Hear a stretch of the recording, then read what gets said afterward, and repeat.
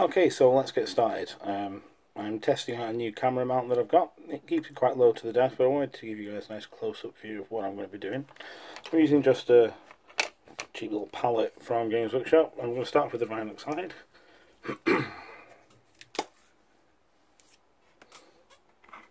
And as per the great teachings of Duncan Jones, we're going to get a nice amount of this onto the palette to start with. This brush that I'm using at the moment is the brush I use for mixing and watering down paint. The bristles have lost their point quite considerably, and I just use it just for, well, mixing, and it's already pretty ruined. So I'm getting the paint nice and thin there. As you can see, it's not super thick. I'm going to just a little more water because I want this nice and thin.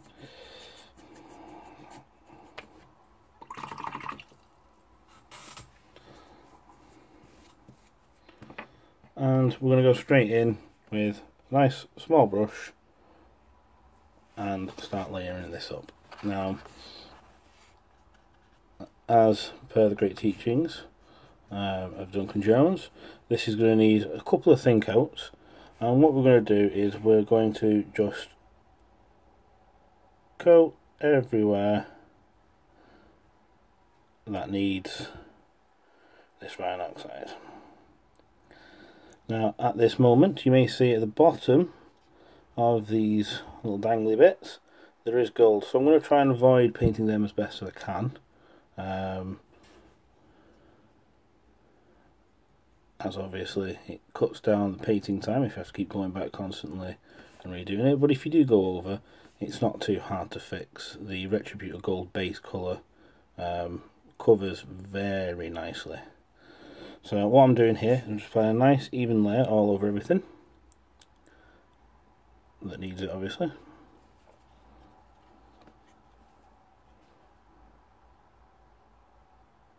We just want that colour nice and thin.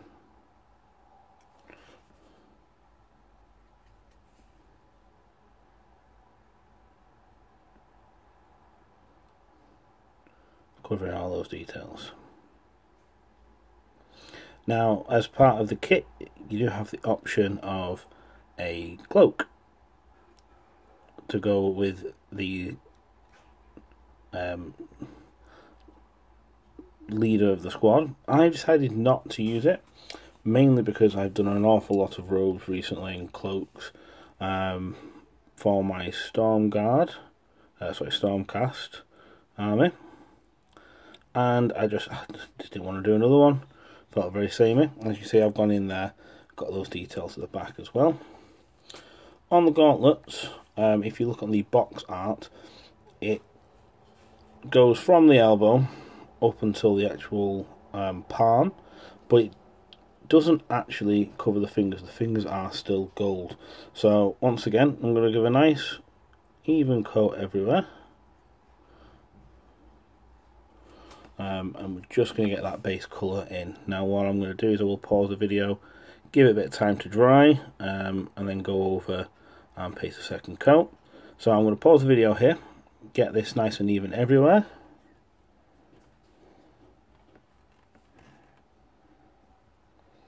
And I'll be back in just a moment. So welcome back. So the gauntlets and the little dangly bits have had two thin coats now of the Rhinox hide. The next step for this is I'm going to be washing them with Camborg Crimson. Now to do this, rather than using my wash brush, which as you can see is exceptionally large, I'm going to use a small detail brush. Now the reason for this is if I use this wash brush, although it's only a medium, I could very quickly lose control, end up getting the crimson on the gold, which would show up immediately. It would be very hard to remedy without painting the whole section. So what I'm actually going to do is I'm going to use a smaller brush. This is one that I use for basing a few layers, and this is going to give me a lot more control, make it much more precise, and allow me just to place Camborg Crimson exactly where I want, avoiding the gold details, the edges of the armour, It gives me a lot more control. So, with this Cardboard Crimson, I am going to be using it straight out of the bottle. You don't want too much on the brush, you want to be able to just build it up very, very slowly.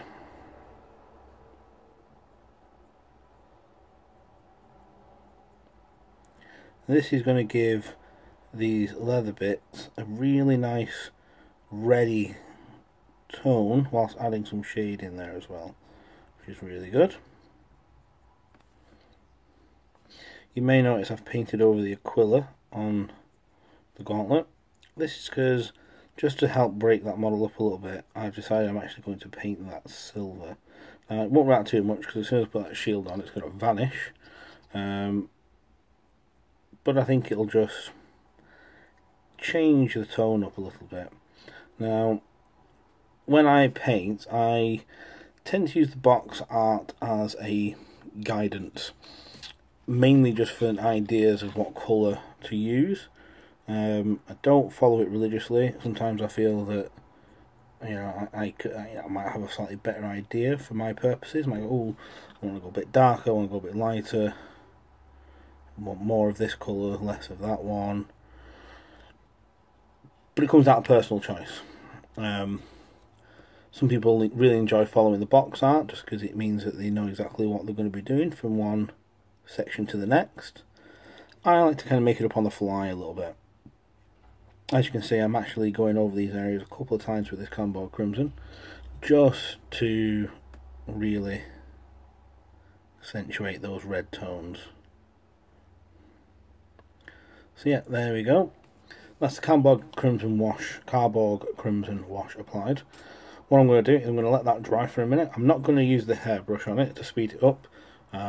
Those of you that have thought of doing that or do that, be very careful with your washes.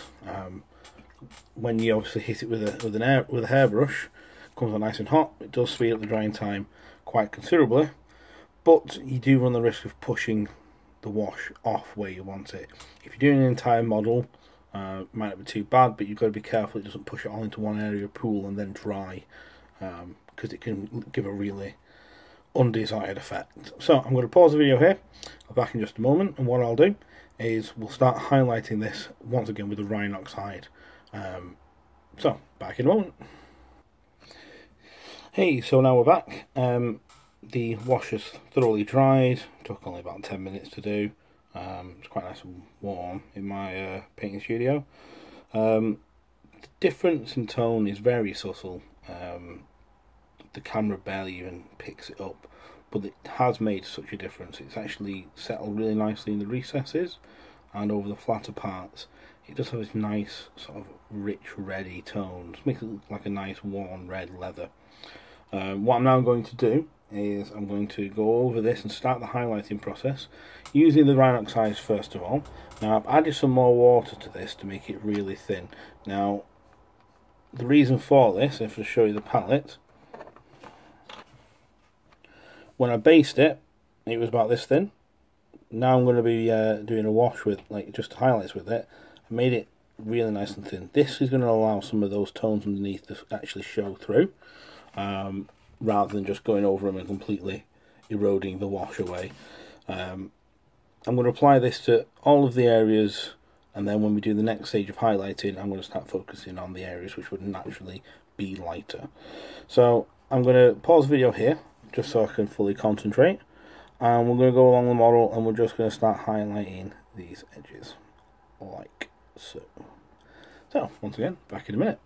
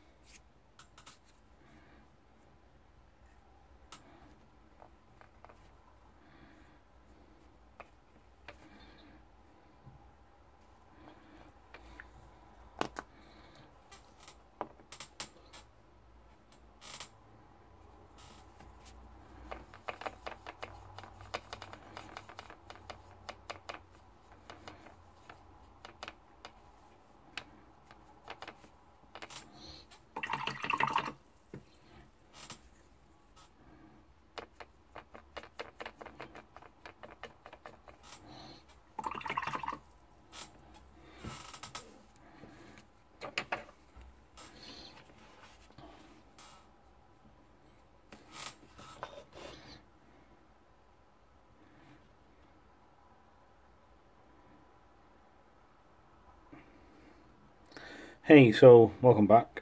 The initial re-highlights of the Doom Bull Brown is done. Not very obvious, but it's going to give us a nice starting point for highlighting. So now moving on to the Doom Bull Brown. As you can see, the colour of the palette is a lot brighter than what we were dealing with before. So once again, I've watered this paint down quite considerably. You see how going onto the palette there, it's a bit translucent. It's showing the white of the palette underneath. This is what we need. This will show that Doom Bull Brown underneath, the right side underneath, and mean that the highlight won't be too extreme. If you don't think you paint down enough, what you're going to get is just very, very sharp lines. Now, extreme highlighting is something that a lot of people do, and I'm not saying there's anything wrong with that, but in this instance we want it slightly softer, so that when we use the final colour, the XV88, that will show up as an extreme highlight. So once again, I'm going to pause the video and I'll be back in a minute. So now the first highlight's been done there of Doom Bull Brown. As you can see, we're starting to pick out the tones of the leather now. The combination of the Rhine Oxide and Doom Bull Brown is absolutely fantastic. It looks really good. As you can see, by keeping that paint quite thin, the lines are there, you can see them, but they're not overly strong or harsh. They are just giving us a little bit of detail on the edges there, showing the natural shine on that leather. What I'm going to be doing now is moving on to the XV88. And I'm going to use this as a final extreme edge highlight. Now I'm going to focus on just purely the parts where you'll get a natural strong highlighted point. Yes, I have just spilled some paint just here. A very natural strong highlighted point.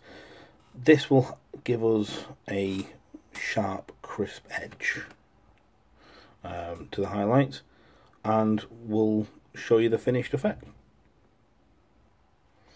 So before I start painting this is what the final brown will look like. You may have noticed that the XV88 is actually a base paint. Now you may think it's quite odd to use a base paint as a highlight. When it comes to the GW paint range, as you probably know, you have bases, you have layers, you have shades and glazes, texture paints and all those kind of things. The main difference between them, between a base and a layer, is the amount of pigment that's in it. So although they're probably a very similar consistency, there's more pigment in that than there is in the Doom Bull. So when you actually thinning it, you need to thin it a lot more than you normally would do. Now this does pose a couple of challenges. If it's too thin, it will act like a wash. So the second you touch it on the model, it's going to try and find those recesses. To that end, you only ever need a very, very small amount at a time. Now, as you can see, I'm getting my paint to a very nice thin point on the end before I even start applying it. And you want to be really careful with this. If it's something you don't feel like you're up to, you could leave the leather exactly where it is right now. But I'm going to go and do this final highlight just to give it that extra bit of a pop just on those sharp corners. So I'm going to get that done and I'll be back in just a moment.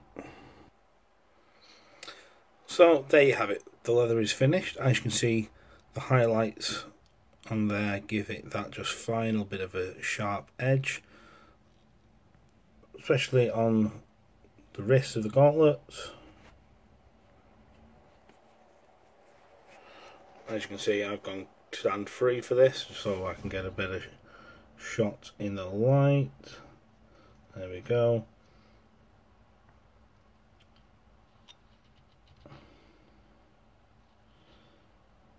And I think it just breaks the model up really nicely. What I'm going to do now is I'm just going to do the silver bits, those tubes underneath the chest plate, and then that'll be this video finished. So I'm going to get that done now for you, and I'll be back in a moment just to wrap it up. So there we go, silver's been finished off.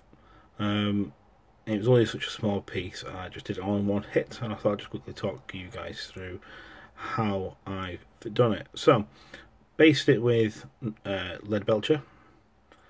Once that dried, gave it a quite heavy wash of Nuln Oil. Once the Nuln Oil dried, went over the raised parts, as you can see the segments of the tubing that are pronounced, with the lead belcher again, and then just did a final little touch of the iron breaker just on the very top parts, and just to add that natural sort of highlight.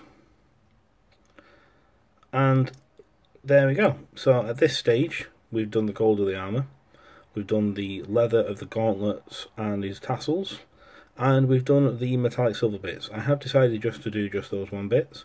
I quite like the back of the armour being just solid gold. I think it looks genuinely really quite good. Obviously, for your models, paint them how you wish.